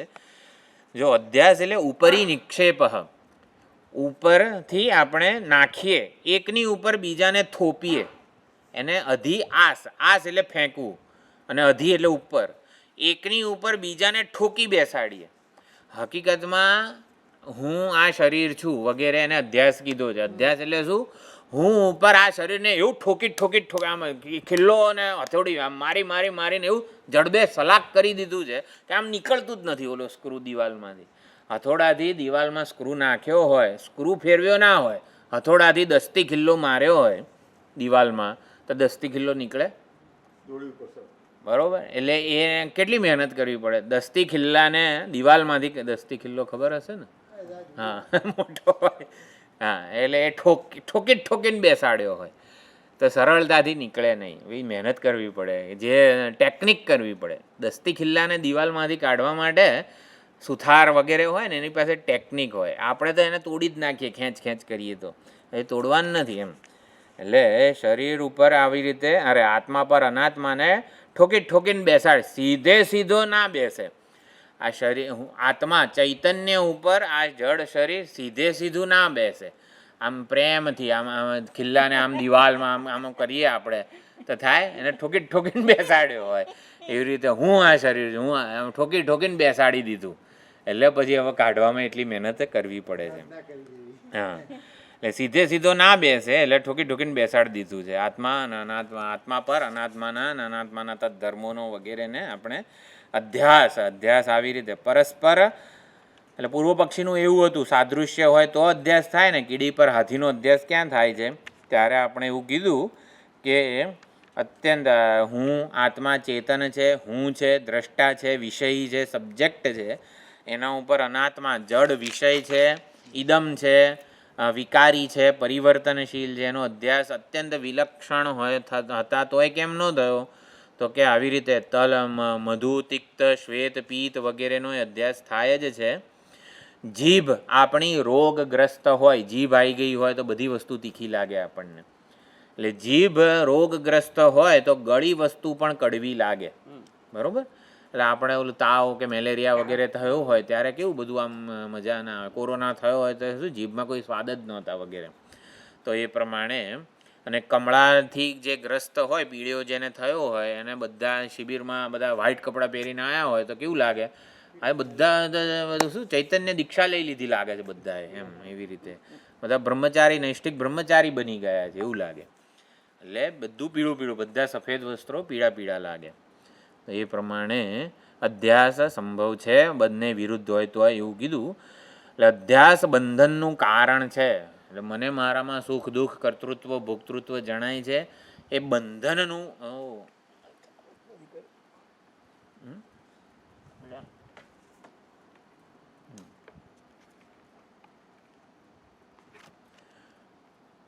એટલે અધ્યાસ બંધનનું કારણ હોય તો જ જ્ઞાનથી દૂર થાય. જ્ઞાનથી દૂર થાય અને જ્ઞાનથી મુક્તિ મળે. અધ્યાસ માટે સાદૃશ્ય હોવાની જરૂર નથી. દ્રષ્ટાની દ્રષ્ટિમાં દોષ પર્યાપ્ત છે. પૂર્વ પક્ષી કહે કે સાકાર વસ્તુઓમાં અધ્યાસ થાય. અગ્નિ અને લોખંડ બંને સાકાર જ છે. ત્યારે એવું કીધું સિદ્ધાંતિએ આકાશવાળું ઉદાહરણ આપ્યું. તો આકાશ નિરાકાર છે ને તોય અધ્યાસ થાય છે. નીલ આકાશ છે, વાવાઝોડું વગેરે ટૂંકમાં જે કંઈ છે. એટલે આકાશને પડદો માનતો હતો રાવણ. એટલે કે આ પડદો દૂર કાઢી નાખીએ તો સીધો સ્વર્ગ વગેરે જે કંઈ છે મોક્ષ પરમાત્માની પ્રાપ્તિ થઈ જાય. એટલે આકાશને કાઢવાનો પ્રયત્ન કરવા માટે જે દૂર દૂરના પર્વતોની ટોચ ઉપર ચડતો હતો રાવણ, કે આ પર્વતની ટોચ પર ચડી જાઉં ને ત્યાં છે આકાશ અને એને એ પડદાને આમ ફાડી નાખું એટલે મને સીધું સ્વર્ગ વગેરે દેખાય. તો આવી ભ્રાંતિ ટૂંકમાં અધ્યાસ રાવણને પણ થયેલો હતો.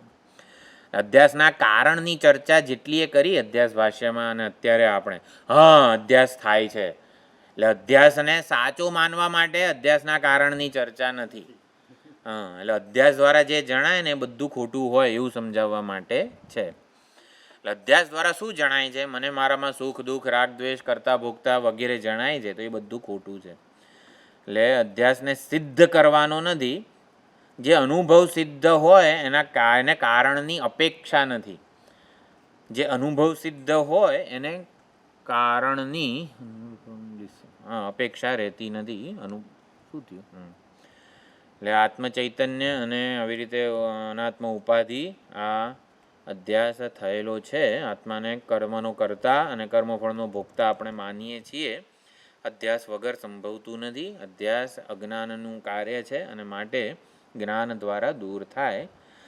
અધ્યાસ અસંભવ છે એવી આક્ષેપ કરવાનો નથી. પૂર્વ પક્ષી આક્ષેપ કરી રહ્યા છે કે સાદૃશ્ય નથી, નિરાકાર છે આત્મા, પરસ્પર વિલક્ષણ છે, ક્યાંથી અધ્યાસ થાય? અધ્યાસની સંભાવના પર આક્ષેપ કરવાનો નથી. અધ્યાસ અનુભવાય છે અને માટે અધ્યાસ આવા આત્મ એકત્વ જ્ઞાનથી નિવૃત્ત થાય છે. જ્ઞાનથી નિવૃત્ત થાય અને જ્ઞાનથી મુક્તિ મળે. ઉપનિષદ ભણવાથી આત્મજ્ઞાન થશે, અધ્યાસ દૂર થશે, બંધન દુઃખ વગેરે જે છે એનાથી નિવૃત્તિ થશે. એ પ્રમાણે પ્રવેશ ભાષ્યમાં ભાષ્યકારે સિદ્ધ કર્યું.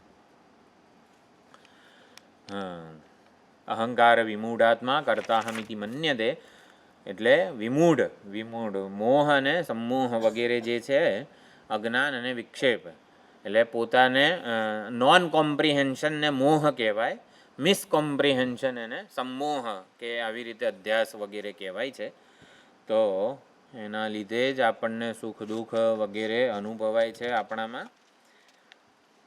એ જ્ઞાનથી આત્માને સ્વરૂપતઃ આપણે ઓળખવાનો પ્રયત્ન કરીએ.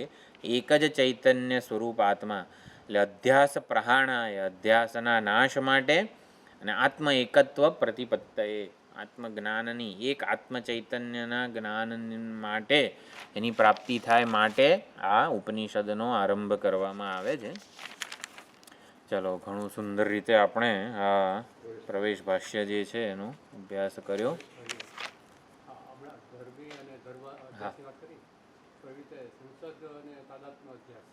હા, 4 પ્રકારનું ઓલું છે. એક સંસર્ગ છે, સંયોગ છે, તાદાત્મ્ય છે અને ઐક્ય છે. 4 પ્રકારનું ભેગા થવું પણ છે. આ શેમાં આવ્યું હતું ખબર છે? આ 4 પ્રકારનો સંબંધ. હા, અદ્વૈત મકરંદમાં આવેલું. આને સંયોગ કહેવાય છે. અગ્નિ અને લોખંડ નહીં, એને તાદાત્મ્ય કહેવાય છે. સોરી, અગ્નિ અને લોખંડને એ ભેદ સહિષ્ણુ અભેદ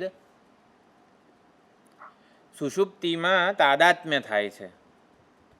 ભેદ સહિષ્ણુ અભેદ એટલે અગ્નિ અને લોખંડનો ગોળો તાદાત્મ્ય એટલે એક થઈ ગયા છે છતાં પણ અગ્નિ અને લોખંડ આમ એકબીજાથી છૂટા તો પડે જ છે ને પછી એમ. એટલે ભેદ સહિષ્ણુ અભેદ એને તાદાત્મ્ય કહેવાય છે.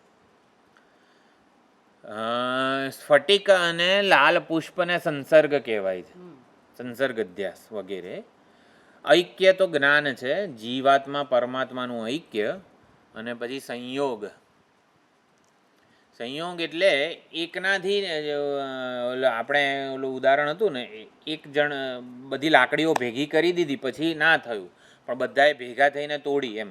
બધાએ એટલે આગળ જ સંયોગની ચર્ચા છે ને પહેલાં કે બીજા મંત્રમાં આવશે કે જગતનું કારણ શું છે? તો કે કાળ છે, નિયતિ છે, યદૃચ્છા છે, ઈશ્વર છે, જીવ છે. બધા 7 કે ગમે તે કારણોની ચર્ચા છે.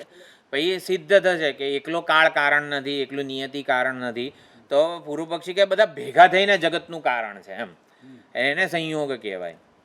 રસોઈ બનાવવાની હોય તો એકલો કંઈ ના દે ના થાય. 300 માણસોની રસોઈ બનાવવી હોય તો એક માણસને મોકલી દઈએ, ભાઈ તું બનાય. નહીં, બધાનો સંયોગ હોય. અમુક બધા હેલ્પર હોય, શાક સમારનારો એક હોય, બીજો વઘાર કરનારો હોય, ત્રીજો વાસણ ધોનારો હોય, બધાનું ભેગા થઈને કંઈક કરતા હોય અને સંયોગ કહેવાય. સંયોગ, સંસર્ગ, તાદાત્મ્ય અને ઐક્ય. ઐક્ય તો જીવાત્મા પરમાત્મા મુખ્ય અર્થમાં સામાનાધિકરણ્ય છે. સંસર્ગ આપણે સ્ફટિકમાં જોયું, સંયોગ અને અગ્નિનું તાદાત્મ્ય. તાદાત્મ્ય ભેદ સહિષ્ણુ ભેદ એને તાદાત્મ્ય કહેવાય છે.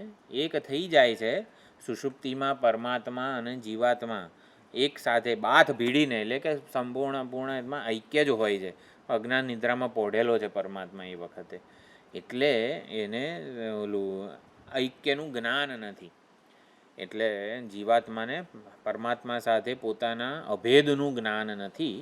અજ્ઞાનની ચાદરમાં જીવાત્મા અને પરમાત્મા બેઉ જણા ભેટીને સૂવે છે, એટલે ઓલાને ખબર નથી પડતી.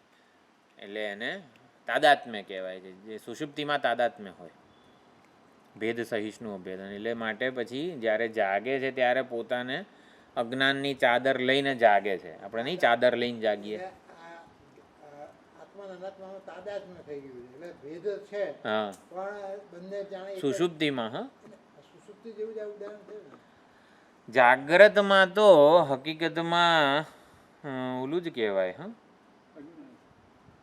અજ્ઞાન જ છે. એટલે અધ્યાસ સંસર્ગે થયો નથી આત્મા અનાત્માનો, સંયોગ થયો નથી, તાદાત્મ્ય પણ થયું નથી. હા, એવું છે. આત્મા અનાત્મા વચ્ચે સંસર્ગ નથી, સંયોગ નથી અને તાદાત્મ્ય પણ નથી. હા, એવું છે. તાદાત્મ્ય પણ ના કહેવાય. ચાલો, આ એટલે સારો વિચાર છે. ચાલો, આ એકવાર હું જોઈ લઈશ પાછું અદ્વૈત મકરંદમાં, પણ મને યાદ છે ત્યાં સુધી સંસર્ગે નથી, કંઈક 4-5 પ્રકારના આવા સંબંધ વગેરેની ચર્ચા હતી. સચિત આનંદ ઉપરથી જે સમજાવ્યું હતું, સચિત આનંદ જે છે એ સત એ જ ચિત્ત છે, ચિત્ત એ જ આનંદ છે. હા, અલગ અલગ નથી. એ રીતે પણ લક્ષ્મીધર કવિ નામના જે છે એમની આ ટીકા પણ હતી. અને પછી સંક્ષેપ શારીરક જે છે ને એના આધારે ચર્ચા કરેલી હતી, એ યાદ છે. ચાલો, બહુ સુંદર રીતે આપણે આ પ્રવેશ ભાષ્યનું આવી રીતે અધ્યયન કર્યું. હા, બોલો. આપણે તમે કહો છો અજ્ઞાન સ્વભાવ, તો આપણે નોર્મલી બધા બોલતા હોય છે કે સ્વભાવ ક્યારે કોઈનો બદલાય, તો પછી અજ્ઞાન સ્વભાવ કેવી રીતે બદલાય? એટલે સ્વભાવ શબ્દ જે છે ને એ વેદાંતનો ટેકનિકલ શબ્દ છે. એટલે આપણે જેને કહીએ છીએ ને પ્રાણ ને પ્રકૃતિ સાથે જાય વગેરે સ્વભાવ, એ વ્યાવહારિક અર્થમાં સમજીએ. એ અર્થ અહીંયા વેદાંતનો નથી સ્વભાવનો. એટલે સ્વભાવ શબ્દ વેદાંત જ્યારે વાપરતું હોય, જેમ કે મિથ્યા, તો મિથ્યાનો આપણે ડિક્શનરી મિનિંગ નથી જોવાનો. વેદાંત શાસ્ત્ર શું કહે છે મિથ્યાને, વેદાંત શાસ્ત્ર સ્વભાવને શું કહે છે. આપણે વ્યવહારમાં જેને સ્વભાવ કહીએ છીએ એ અર્થ વેદાંતમાં સ્વભાવનો નથી. જગત રૂપે પ્રતીત થવું એ ચૈતન્ય સ્વરૂપ પરમાત્માનો સ્વભાવ છે. ના, સ્વભાવ છે એટલે શું? આપણને જો આ વાક્ય છે, જગત રૂપે પ્રતીત થવું, અનુભવાવું એ ચૈતન્ય સ્વરૂપ પરમાત્માનો સ્વભાવ છે. ના, એ જ હું કહું છું. ના, એવું નહીં. જગત રૂપે પ્રતીત થવું એ પરમાત્માનો સ્વભાવ છે. આવો આ વાક્યનો ગુજરાતી અર્થ શું થાય? આપણને ભ્રાંતિથી, આપણને અજ્ઞાનથી પરમાત્મામાં આ જગત જણાય છે. હકીકતમાં જગત છે જ નહીં, છતાં અજ્ઞાનને લીધે, ભ્રાંતિને લીધે આ જગત જણાય છે. પરમાત્મામાં જો આ જગત જણાય છે માટે આપણે અજ્ઞાની, એવું સમજાવવા માટે નથી આ વસ્તુ.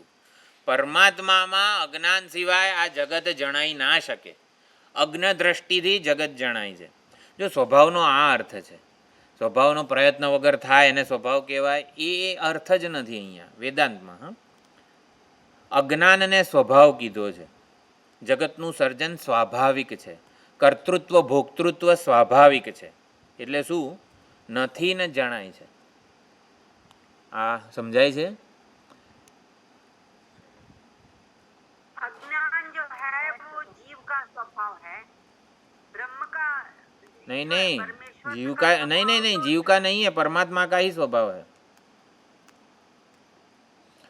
દેવશેષ સ્વભાવો એમ આ કંડિકા કારિકા જે છે ને એનું ભાષ્ય ભણવું પડે. આગમ પ્રકરણની કારિકા જે છે, ચાલો ગ્રુપમાં મોકલીશું. સ્વભાવ શબ્દ વેદાંતમાં જે અર્થમાં છે ને, અજ્ઞાનને લીધે, અજ્ઞાન પ્રભવમ સર્વમ, અજ્ઞાનને લીધે પરમાત્મામાં આ જગતની આપણને ભ્રાંતિ થઈ રહી છે. આને સ્વભાવનો અર્થ કહેવાય. એટલે વ્યવહારમાં સ્વભાવનો જે અર્થ છે એ વેદાંતમાં નથી. સ્વભાવને આપણે સહજ માનીએ સહજ છીએ. વગેરે એવું નથી અગ્નિનો એમ. સ્વભાવ ઉષ્ણતા અને પ્રકાશત્વ એનો સ્વભાવ છે એવું આપણે બોલીએ છીએ. એટલે જ સંદર્ભ પકડવો પડે. વેદાંત કયા અર્થમાં સ્વભાવ શબ્દ પ્રયોજે છે. વેદોનું સર્જન સ્વાભાવિક છે ત્યારે તમે કીધું ને કે કોઈ સંકલ્પ નથી, વિચાર નથી, પ્રયત્ન નથી વગેરે. એ વખતે જુદો સંદર્ભ પ્રમાણે આપણે અર્થ સમજવો પડે. એટલે સ્વભાવ એટલે અજ્ઞાન. આ ચર્ચામાં અત્યારે આપણે જે ચર્ચા કરી આજે અધ્યાસ વગેરે, એમાં સ્વભાવનો અર્થ અજ્ઞાન છે.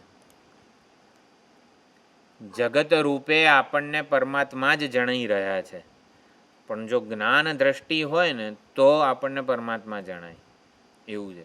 વૃત્તિ આપણી પરમાત્માના સ્વરૂપ વિષયક હોય ને તો આ જગતનું બાત છે. લાકડું અને હાથી, પરમાત્મા એ અજ્ઞાન છે તો જગત રૂપે દેખાય, પરમાત્મા જ્ઞાન છે તો પરમાત્મા રૂપે. પરમાત્મા રૂપે. પારમેશ્વરમ રૂપમ માયિક રૂપમ, આપણે પરમાત્માનું માયિક રૂપ આ જગત છે, સ્વાભાવિક રૂપ આ જગત છે. અજ્ઞાનને લીધે જગત રૂપ દેખાય છે. ભ્રાંતિ જ્ઞાનેન પશ્યંતી. એક ચૈતન્ય પ્રોજેક્ટરનો જે પ્રકાશ છે, પ્રોજેક્ટરનો પ્રકાશ જ છે લાલ પીળા રંગોવાળો, એ જ આપણને ચલચિત્રના ઓલા પડદા ઉપર આખા 3 કલાકનું મૂવી દેખાય છે ને આપણને. એટલે આપણને આ ચલચિત્ર રૂપી જગત અનેક બધા રંગોવાળું જણાય છે. હકીકતમાં એક ચૈતન્ય જ્ઞાન પ્રકાશ જ છે, એનું વિવર્ત છે. એટલે સ્વભાવનો આ સંદર્ભમાં અજ્ઞાન વગેરે અર્થ થાય છે. પછી સ્વભાવનો ઓલું વેદોની ઉત્પત્તિવાળો ચર્ચા ચાલતી હોય ત્યારે જુદો અર્થ થાય. આપણે વ્યવહારમાં જે જુદો અર્થ કરીએ જે થાય. અગ્નિનો ઉષ્ણતા સ્વભાવ કહેવાય. અને સ્વરૂપ અને સ્વભાવ, સ્વરૂપ આપણું પારમાર્થિક હોય, સ્વભાવ એટલે વ્યવહારિક અભિવ્યક્તિ. હા, સંદર્ભ પ્રમાણે. સત ચિત આનંદ સ્વરૂપ છે. સત સ્વરૂપ વ્યવહારમાં પ્રગટ થાય ને ત્યારે સર્વના સ્વીકાર રૂપે પ્રગટ થાય. ચિત્ત સ્વરૂપ વ્યવહારમાં પ્રગટ થાય ને સર્વના સમાવેશ રૂપે પ્રગટ થાય. આનંદ સ્વરૂપ વ્યવહારમાં પ્રગટ થાય ને ત્યારે પ્રેમ, કરુણા વગેરે રૂપે પ્રગટ થાય. એને સ્વભાવ. પ્રેમ, કરુણા આ બધો સ્વભાવ છે ઈશ્વરનો. એટલે ઈશ્વર જ્યારે જણાય ને ત્યારે હિતેચ્છુ હોય, કરુણા સાગર હોય, પ્રેમાળ હોય. બરોબર, આ સ્વભાવ. જો આ બહુ સુંદર ચર્ચા થઈ છે, બહુ જલ્દી આમ તો થઈ ગયો છે સમય. સત ચિત્ત અને આનંદ, સર્વનો સ્વીકાર, સર્વનો સમાવેશ, અને પ્રેમ, કરુણા, આનંદ, પ્રેમ, કરુણા બધા મૂલ્યો, અનંત કલ્યાણ ગુણગણૈક નિલય, એ બધો સ્વભાવ છે. એટલે વ્યવહારમાં પ્રગટ થાય ને ત્યાં એ સ્વભાવ હોય. પરમાત્મા અત્યારે અનુભવના સ્તરે કઈ રીતે દેખાય? આ જગત રૂપે. એટલે જગત પરમાત્માનું વિરાટ રૂપ છે, સ્વભાવ છે. કેમ કર્યું સર્જન, આવું કેમ કર્યું ને એવું બધું એ પ્રશ્નોને ઓલું જ નથી, શું કહેવાય, પ્રશ્ન નથી સાચો એમ વગેરે. સ્વભાવ છે, અજ્ઞ દ્રષ્ટિથી જ જણાય છે, વાસ્તવમાં નથી. મયા તતમિદમ સર્વમ જગદવ્યક્ત મૂર્તિના નચમસ્થાની ભૂતાની વગેરે જે બધું કીધું એમાં આ બધી ચર્ચા કરેલી છે આપણે. જગત અને પરમાત્મા વચ્ચે અવસ્થા ભેદ છે. જેમ બાળક હોય અને પછી યુવાન થાય એમ પરમાત્મા જ આ જગત જે છે ને જગત રૂપે વિવર્તિત થઈ રહ્યા છે. જગત એ પરમાત્માનું જ અવસ્થાંતર રૂપ છે. માટી અને ઘડા વચ્ચે શું સંબંધ છે? અવસ્થા જ જુદી છે ને માટી અને ઘડાની. એમ પરમાત્મા અને જગત વસ્તુ એક જ છે, અવસ્થાનો ભેદ છે. જ્ઞાન અવસ્થામાં પરમાત્મા, અજ્ઞાન અવસ્થામાં જગત. એટલે જગતમાં જ પરમાત્માને ઓળખી લેવાના છે, ઘડામાં જ માટીને ઓળખી લેવાની છે. ઘડામાં જ માટીને ઓળખી લેવાની છે. આપણા વિશ્વ તૈજસ પ્રાજ્ઞ સ્વભાવ કહેવાય, એમાં જ તુરીયને ઓળખી લેવાનો છે. આપણને તુરીયનો આમ સ્પેશિયલ અનુભવ થશે એવું નથી. વિશ્વ તેજસ પ્રાજ્ઞમાં જ તુરીયને ઓળખી લેવાનો છે. સોપાધિક રૂપો સ્વભાવ કહેવાય, સોપાધિકમાં જ એને નિરૂપાધિક સ્વરૂપે ઓળખી લેવાનો છે. ચાલો, સરસ રીતે થયું. ઓમ પૂર્ણમદ પૂર્ણમિદમ પૂર્ણાત પૂર્ણમુદચ્યતે પૂર્ણસ્ય પૂર્ણમાદાય પૂર્ણમેવાવશિષ્યતે. ઓમ શાંતિ શાંતિ શાંતિ. હરિ ઓમ. શ્રી ગુરુભ્યો નમઃ. હરિ ઓમ. તો હવે આવતા શું કરીશું? શનિવારે નથી, શનિવારે હા થોડું ઘણું આપણે આ એકાદ વાર શંકર ભાષ્ય વગેરે પણ જોઈએ, વગેરે કરીએ. જે કંઈ પણ ચાલેલું હોય એનું થોડું ઘણું રિવિઝન, પુનરાવર્તન વગેરે કરજો. સોમવારે એવું હશે તો કંઈક જોઈશું, કંઈક આપણે પ્રશ્નો વગેરે એક્ઝામ લઈ લઈશું તમારા બધાની, બરાબર? જે બાકી છે એ લોકોની.